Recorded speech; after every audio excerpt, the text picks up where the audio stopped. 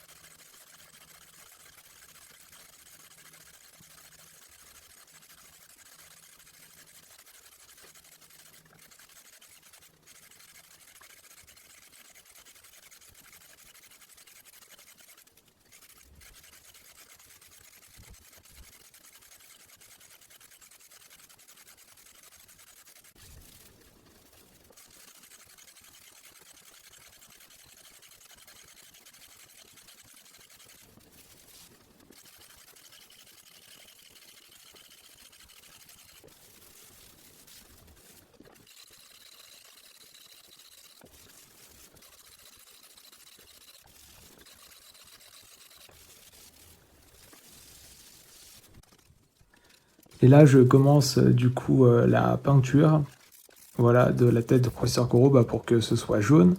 Sauf qu'en fait, vous allez le voir, je vais un peu galérer, parce que j'ai commencé à peindre directement, mais en fait, la peinture accrochait énormément au journal en dessous.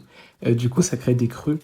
Donc j'ai réessayé plusieurs fois parce que je suis extrêmement têtu. Et puis à la fin, je me suis dit, mais en fait, je vais mettre du vernis directement, ce sera plus simple. Et effectivement, ça a bien fonctionné parce que ça tenait beaucoup mieux, voilà, hein. Mais j'aurais dû le faire dès le début. Donc voilà, j'ai mis plusieurs couches, j'ai un peu galéré. Mais j'ai fait une magnifique peinture jaune.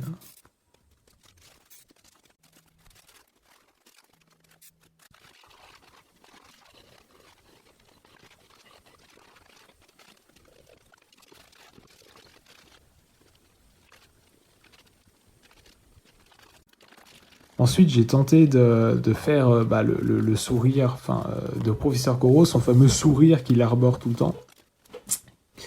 Et c'était très compliqué, hein, parce que bon, au début, j'ai découpé un truc et je me suis dit, ouais, je vais peindre par-dessus en mode mince, calque. Sauf qu'en fait, ça n'a pas très bien marché, hein, voilà. Genre, même pas du tout. Parce que ça collait, parce que ça débordait, donc c'était quand même assez crade, assez dégueulasse un peu. Donc j'ai testé une autre méthode, et à la fin je me suis dit, bon, vas-y, ok, je m'en fous, je vais faire ça à main levée et tout, ce sera mieux.